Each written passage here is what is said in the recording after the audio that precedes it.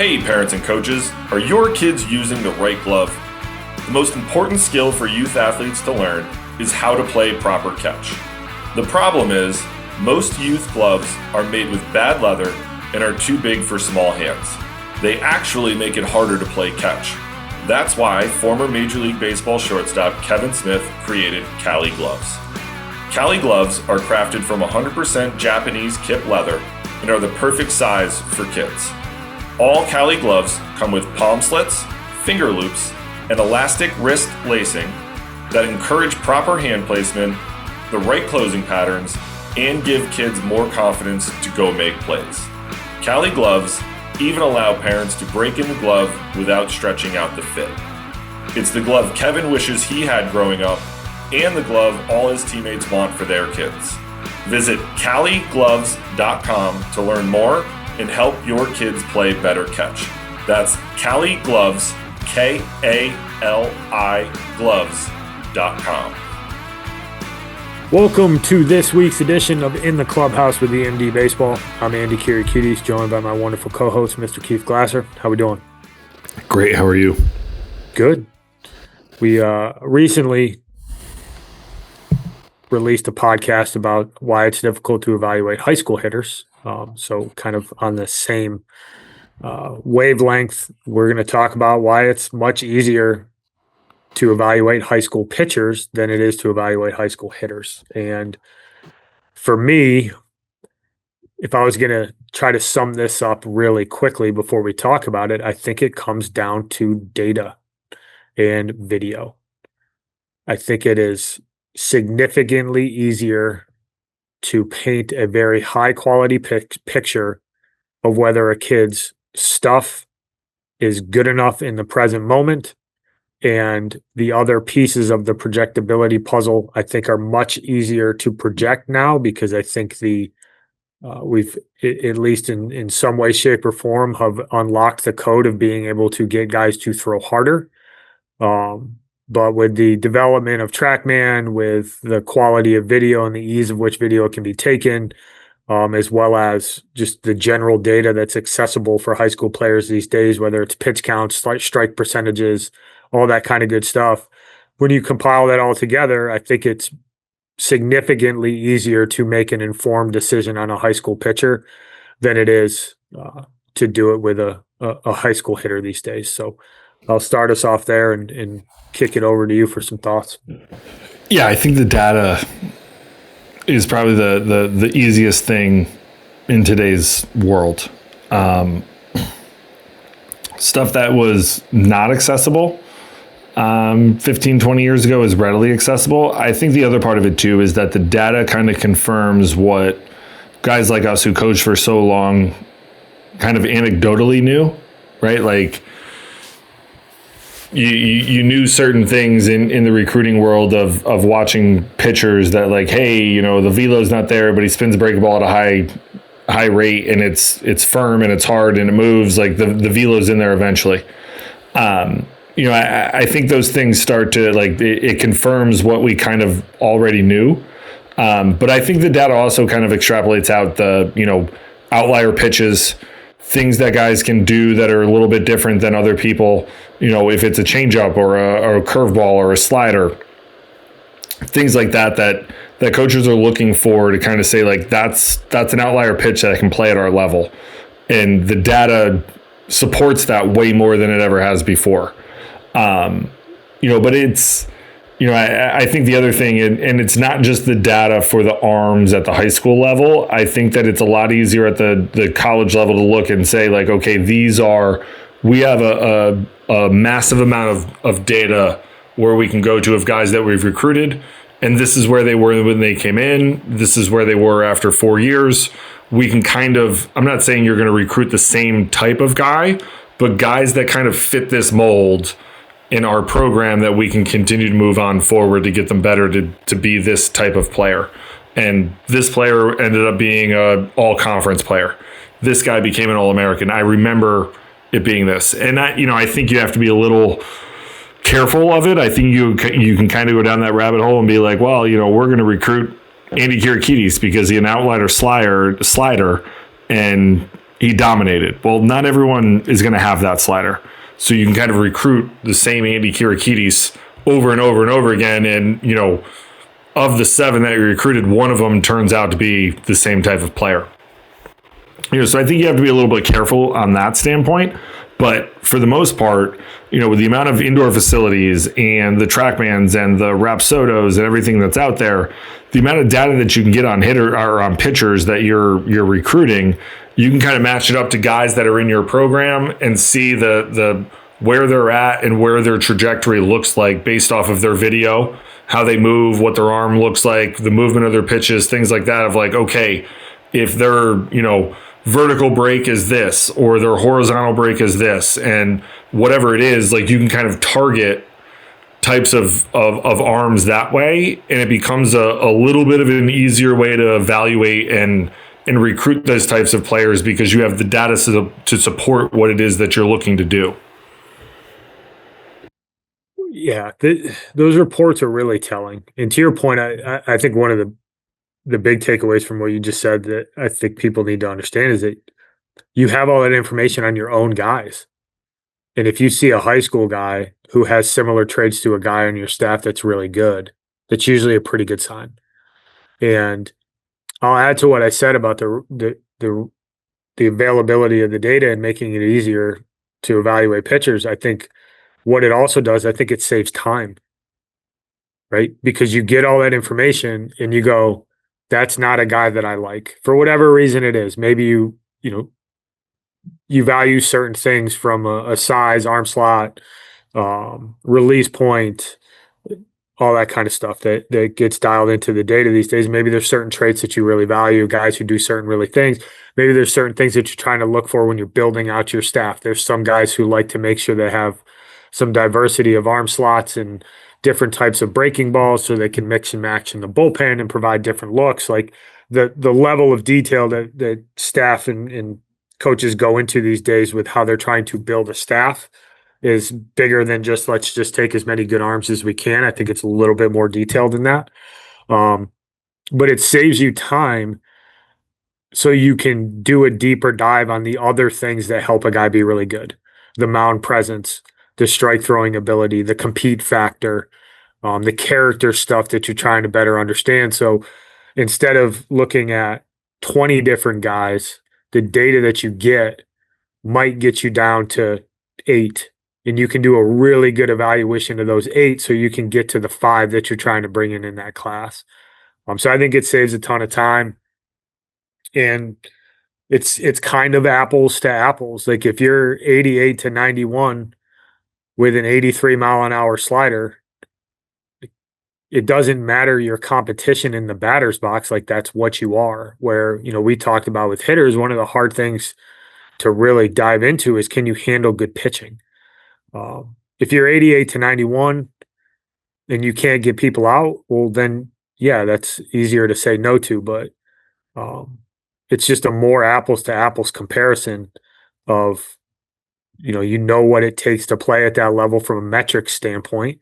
Everybody has outliers, but there's not nearly as many of them as people think. I love Greg Maddux was only, he barely threw 90, and it's like, well, yeah, if they had TrackMan, I'm pretty sure he had some outlier pitchers back in the day that probably made him kind of elite when you mix in the command stuff, right? But everybody likes to go to that type of stuff. But the reality is that if you're going to pitch in the ACC, you're going to pitch in the SEC, there's certain velocities that you need to get to. And if you don't, you better do some other stuff that's super, super high level in order to be good, whether it's 65, 70% slider guy, high level command, unique slot, some outlier metrics in terms of, like, I know some guys are really into the release height, release point, extension, so they can really try to calculate the overall value of the fastball quality. So I think there's so much there, and most of these pitching coaches are so well informed on the metrics and the different values that they hold, and most of them have a pretty clear picture of the things that they want to bring onto their staff, and that TrackMan report coupled with data gives them a really good understanding of whether they need to go and find out if that guy can actually compete Does he have the character traits and the toughness that's required for them to be able to be a part of a team and compete at the next level? If you're the parent of a high school baseball player with college aspirations, you already know the recruiting process can feel overwhelming. Endless showcases, nonstop emails, and big promises with very little clarity. That's why we recommend Diamond College Showcase Camps, the nation's premier academic baseball showcase. At Diamond College Showcases, every college coach in attendance is there with a purpose: to coach, instruct, evaluate, and recruit. Every player is seen, every player is engaged, and every family leaves with a clear understanding of where they truly stand. This is not a mass camp. College coaches run the drills, evaluate every athlete, and provide honest professional feedback that you can trust. Diamond College Showcase Camps are built for serious student athletes who value both baseball and academics. If you're looking for transparency, clarity, and a recruiting experience that respects your time and your player's future, Diamond College Showcase is the place to be. To learn more, visit diamondcollegeshowcase.com. Yeah, I think it's like we talk about all the time, like going to the outlier stuff. I don't want to say I despise the argument, but it's a weak argument. Like going to Greg Maddox is like, yeah, okay, like you're going to a guy who was put on this earth to make a baseball move in a way that not a lot of people were ever capable of doing. And same thing with Pedro, right? Like how many dudes, and he's not that big, right? Like he's like 175 pounds. Like how many dudes his size can legitimately throw a baseball 95 plus miles an hour? Because there's not a lot of them. No, I heard something the other day that I thought was pretty poignant. You don't win with a team full of exceptions. No. You can't. No. The exception, you can only have so many guys on your team that are the exception to the rule. There's a reason there's a rule. There's a reason when you turn on Major League Baseball that guys look the same. There's a reason that guys are 6'3" and 225 pounds. It's because that plays. It doesn't mean that the little dude can't be good, but there's a reason you don't see, 8 Dustin Pedroias running around every team in the big leagues, because that dude is an outlier. He's the exception. He's the exception to the rule. It's the same thing in the NFL, right? I'm sure there's plenty of people here. If you watch baseball, you probably watch football to a certain extent. There's a reason that the guy who's undersized oftentimes doesn't have success in the NFL. It's because the guys who are undersized, they're exceptions to the rule. There's not teams out there scrapping and crawling to find Darren Sproles. It's because Darren Sproles was like wildly unique. You know what I'm saying? Like, yeah, no, like David Eckstein when we had Eric Kraz on. Like it's like those guys they're outliers. They're wildly unique in what it is that they're capable of doing. And like going to the Mike Trouts or the Bryce Harpers or the Barry Bonds or like all those guys, like they were put on this earth to play baseball. And they're exceptional at everything it is that they do, but like they're even better at baseball. But I just think that especially when it comes to arms, we always the argument for a lot of people is always like, well, Greg Maddox didn't have to throw it 95. Like, yeah, man, there's not a lot of people who can make the ball move horizontally 47 inches. Like, he might be the only one who's ever been able to do that. So, you can't argue that he didn't have the velo, because the truth be told, if he wanted to ramp it up and run it up into the low to mid 90s back then, he could, but he didn't have to. And that's the art of pitching. But I just think that where we're at now from a baseball standpoint and where it's gone, we've unlocked the velo standpoint where a lot of guys can throw the absolute piss out of the baseball. Like, dudes are throwing nitro nowadays more so than they ever have before. And I do think the pendulum's going to swing back eventually where you're going to have to be able to pitch. You're going to have to be able to command it. You're going to have to be able to have secondary stuff, because I do think that, and we released a podcast recently about evaluating the high school hitter, but college hitters aren't scared of the velo anymore. And I don't think scared is the right term, right? I use it from the standpoint of when you and I played, we didn't see 93, 95, 96, 97, 98 every weekend. We saw upper 80s, low 9s, but like it wasn't, we didn't see that mid 90s guy every weekend, where nowadays, like that's what you see at the Division I level, especially the upper ends of Division I level. Like that's what you're seeing for the most part every weekend. So guys see this all the time and they're used to it. So it doesn't, that velo doesn't get them out as much as it used to 5, 6, 7, 8, 10 years ago. It's the secondary stuff. It's the ability to command. Can you pitch in? You know, can you locate that ball on the black away and make it, you know, and can you make it come back to be a strike? Can you back a guy up off the plate and get him uncomfortable in the box? Can you be able to spin it where you can get that guy out on his front foot and be able to wave at that slider or that curveball? You know, do you have a changeup that's going to fade away from left-handed hitters if you're a right-handed arm and get guys out? So, like, I do think the pendulum's going to eventually swing back. But I do think that there is, in the guys that we talk to and the guys that are in it now, like the velo, yes, like it's always going to play, right? Like it's not to say that it's not going to play, but I do think the ability to be able to command your arsenal of pitches and, you know, the tunneling and everything else that comes off with it nowadays. But I do think the ability to be able to command is going to be a little bit more prevalent with arms. And I think that stuff's is a lot easier to be able to evaluate as well, right? Like you can show up and be like, well, he throws his curveball quite a bit and he gets a lot of swing and miss. So I think that's probably going to play up, right? Like, you know, if you're getting swing and miss on a lot of your pitches, if you're getting 70% swing and misses at high school, like you're not going to get 70 in college, but like you might be getting 40. And that's a pretty good starting point. If you're getting 20% swing and miss in high school, like you're probably not going to get a lot of swing and miss in college. You know, so like I think though that stuff is a little bit easier to evaluate from that standpoint than it is the high school hitter. Yeah, for sure. Data just paints such a clearer picture. And you know, when you get to college, like you have to be able to do both. You know, throwing 92, 93 these days isn't enough anymore. You can't just middle stuff because you throw 93. You got to be able to do other stuff. And that goes at any level. I don't care what level you're pitching at. Like if you're 90, 91, like you still have to be able to do some other stuff. There's plenty of guys in college baseball who throw 92, 93 miles an hour who can't get anybody out because they're behind in counts. Their breaking stuff doesn't really threaten anybody. And, you know, like to your point, these guys are prepared to hit velocity, and it makes it easier on them if they know what's coming. You know, if you lose count leverage, you can't cross count guys, you can't pitch backwards.